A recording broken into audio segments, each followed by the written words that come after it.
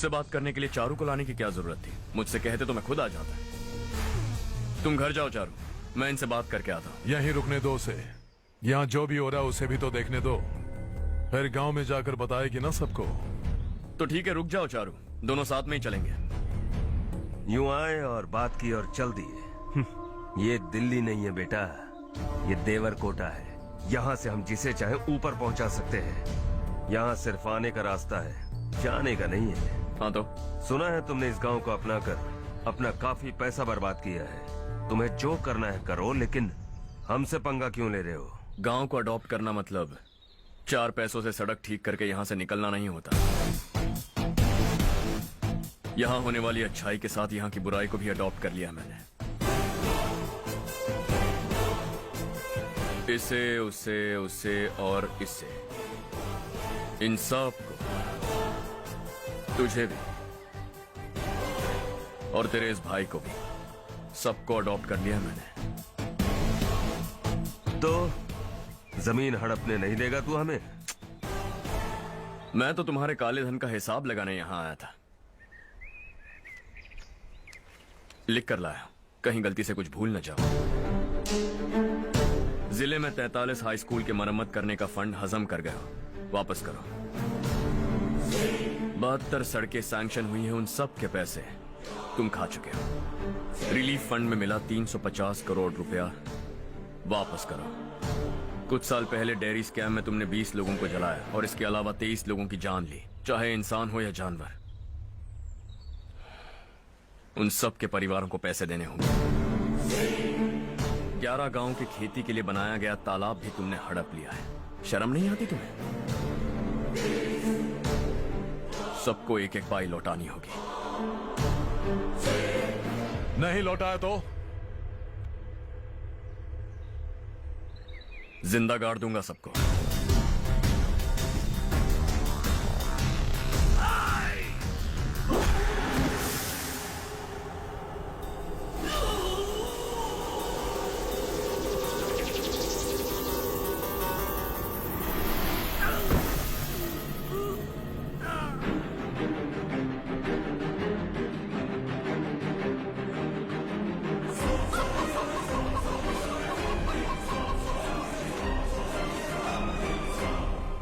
लौटानी होगी।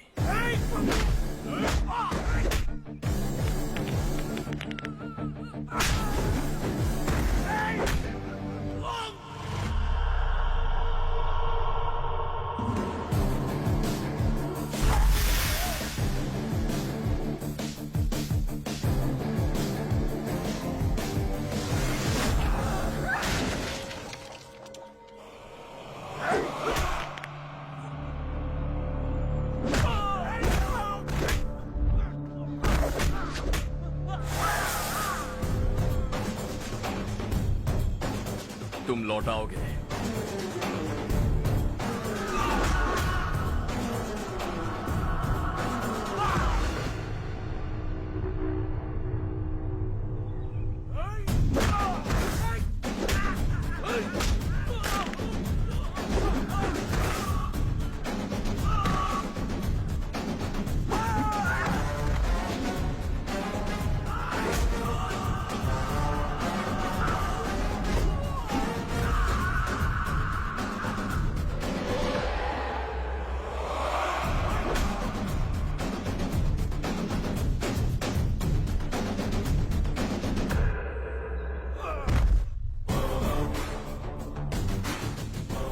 दिल्ली में मैंने तुझे शराफत से समझाया था, ये देवरकोटा है और देवरकोटा मेरा अपना गांव है।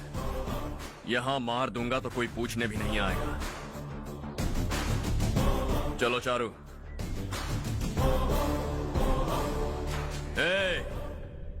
बहुत हड़प लिया तुमने इस गांव से, सब वापस करो, वरना लाशें भी नहीं मिलेंगी तुम्हारी। अगर उसे पहले ही मार देते तो आज ये दिन नहीं देखना पड़ता। दिल्ली में मेरे ही घर आकर मुझे ही धमकी दे गया वो। अगर ये बात तुझे पहले ही बता देता तो ये सब न होता। अब वो यहीं पर है, फिर भी हम कुछ नहीं कर पा रहे। हाथ पे हाथ धरे बैठे हैं। थोड़ा दिमाग लगाओ, किसी भी तरह ढूंढो उसे और जाकर उसके टुकड़े कर दो। वो मुझे पहले भी मिला था पापा, चाचा ने मुझे 2 रिपोर्टर्स को मारने के लिए भेजा था, वो भी था वहां पर। मुझे पीट कर वो उन दोनों को बचा कर ले गया। और सच कहूं तो आपके मिनिस्टर की पोस्ट जाने की वजह भी वही है। हजारों करोड़ों का मालिक रविकांत का बेटा है वो। रविकांत का बेटा? भाई मेरे को तो अभी उससे बहुत डर लगने लगा है। आज शाम को वो तालाब के पास जाने वाला है ताकि तालाब का पानी गांव वालों के खेतों तक पहुंचा सके। हेलो, क्या हाल है रवि? कौन बोल रहा है? विश्वनाथ राव। इस गांव को छोड़ कर क्या गए? तुम तो बहुत बड़े आदमी बन गए।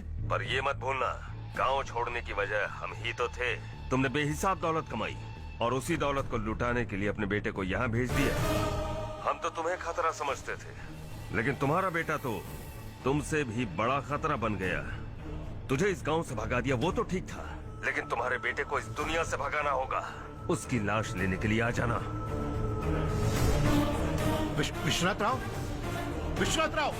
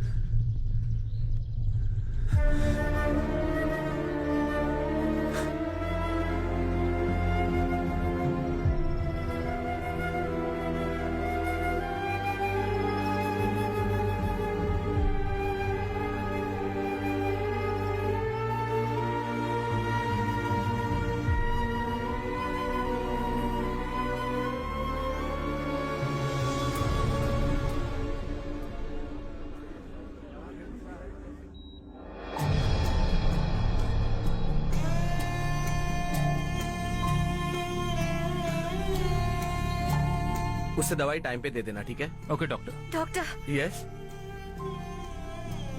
हर्ष को कुछ भी करके बचा लीजिए। He is my life, please doctor. We are doing our best, don't worry.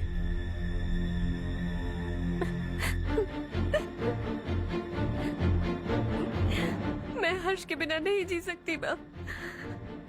मैं उसे जान से भी ज्यादा प्यार करती हूँ।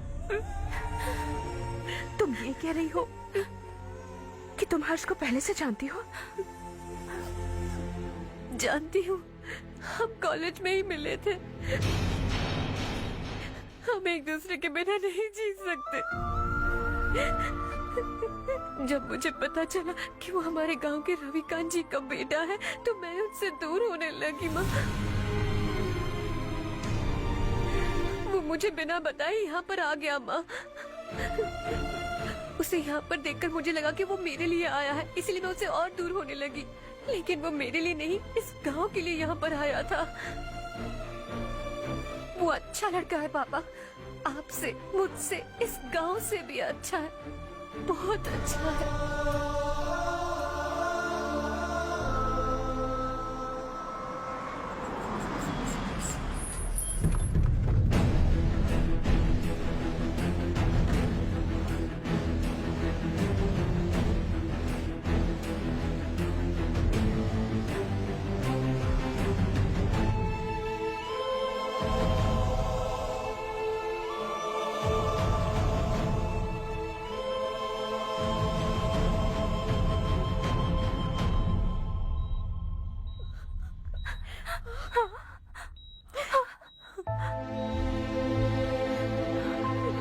एक्सक्यूज मी, मैं हूं डॉक्टर गणेश। इन्हें 2 जगह स्टैब किया गया है, काफी ब्लड लॉस भी हुआ है। हमने सर्जरी की, नाउ इज ऑल राइट। इस हॉस्पिटल को इन्होंने अपनी देखरेख में बनवाया है। I felt very happy for what he was doing. इन्हें इस हालत में देखकर मुझे बुरा लग रहा है। I am sorry sir.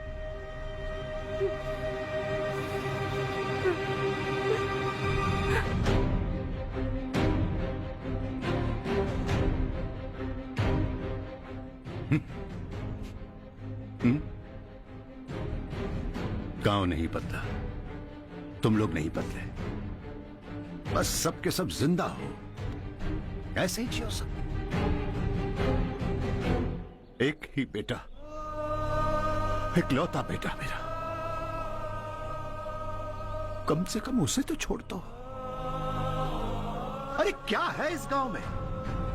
बस अपना गांव, अपनी जमीन, बस इतना ही है ना? यही भरोसा, 2 वक्त की रोटी के लिए, बस इसीलिए सब कुछ चल रहा है ना? वो चला जाएगा तो तुम सबका क्या होगा, यही सोच रहे हो ना?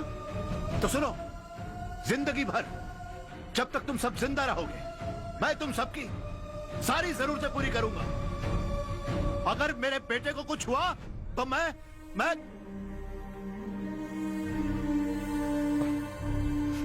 देखो,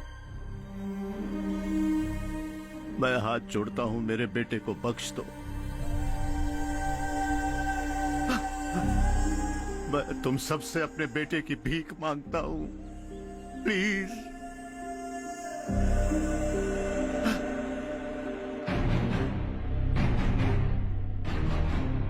सुना है वो तुम्हारी वजह से इस गांव में आया है और तुम एक दूसरे से बहुत प्यार करते हो सके तो इस गांव को छोड़कर हमारे साथ आ जाओ बेटा, क्योंकि आइंदा वो इस गांव में कभी वापस नहीं आएगा।